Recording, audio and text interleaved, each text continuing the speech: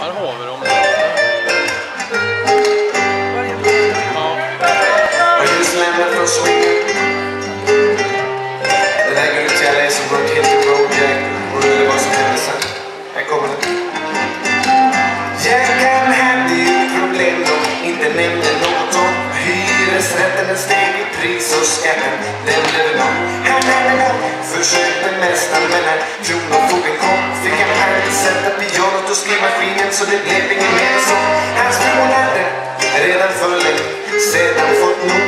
Det var egentligen hon som drog, även om det verkade tvärt emot. Men hon fick med sig åtminstone hälften dit hon får.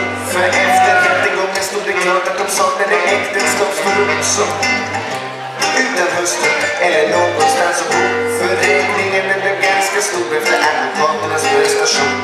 Hotellnätterna gjorde sitt och snart var plånboken tom. Fick han låna pengar av släkt och vänner och övernatta hos en bror.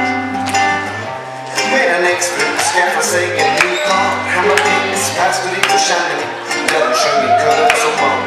Och medan livet gick framåt satt Jack ensam kvar. Han tänkte säkert problemen i kvarterets bodega eller vad.